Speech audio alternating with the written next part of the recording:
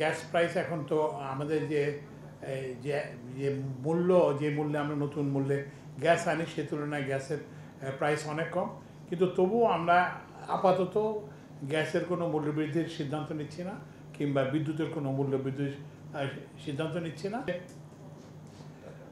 যে অর্থের সংস্থান, আপনার এই কথাটা ঠিক যে আমাদের তো একটা ঘাটতি হবে 11,000 কোটি টাকার মতো এটা আনার ফলে। তো এখন কিন্তু এই যেটা শিল্পের যে উৎপাদন যে যদি ব্যাহত হয় সেটার দাম তো আরও অনেক বেশি। তো সুতরাং এই জন্য আমরা একটা ব্যালেন্স করে এটা আমরা চেষ্টা করব যে যাতে হ্যাঁ হ্যাঁ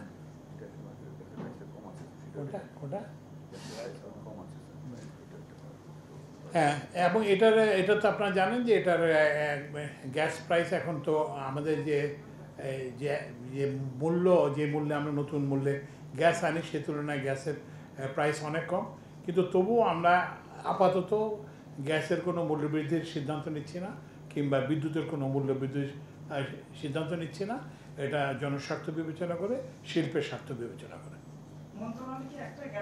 প্লিজ প্লিজ আপনি দুইটা কোশ্চেন করেছেন। না এটা শুনে এইটা এরকম গ্যারান্টি কেউ দিতে পারে না। কি বলে এই যে এরকম সংকট হবে না, কারণ এটা তো সংকটটা তো আমরা স্টার্ট করিনি, এই সংকটটা তো ইনহেরিটেড সংকট, বুঝতে পারছেন? তো এইটা তো একটা সমাধান করতে, আর আপনারা জানেন যে এটা স্বল্প মেয়াদী সরকার, আমরা তো আমাদের কী কতটুকু করতে পারি এটা তো একটা সীমাবদ্ধতা আছে। বলে আমি ইমতিয়াজ সমকালে আছি।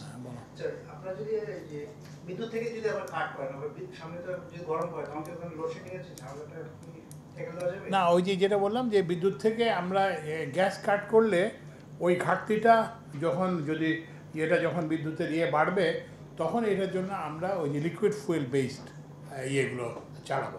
এগুলো এখন আমরা চালাচ্ছি, কিন্তু সে পরিমাণে চালাচ্ছি না, তখন আমরা একটু হয়তো বেশি পরিমাণে চালাবো। কারণ এখানে একটা যেটা এখানে একটা তো ওই যে সরবরাহের ঘাটতি তো এইভাবেই অ্যাডজাস্ট করতে হবে। কারণ এক সময় আমরা রমজানের সময় প্রায়োরিটি দিচ্ছি, বিদ্যুৎকে প্রায়োরিটি দিচ্ছি।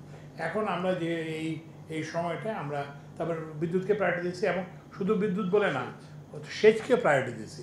আজকে যে আপনারা বাম্পার ক্রপের কথা বলতেছেন, এটা কিন্তু নির্বিচ্ছিন্ন বিদ্যুৎ সরবরাহ কিন্তু এর একটা অন্যতম কারণ। তো ওই জন্য এখন আমরা সেই প্রায়োরিটিটা আমরা ইন্ডাস্ট্রিকে দেবো।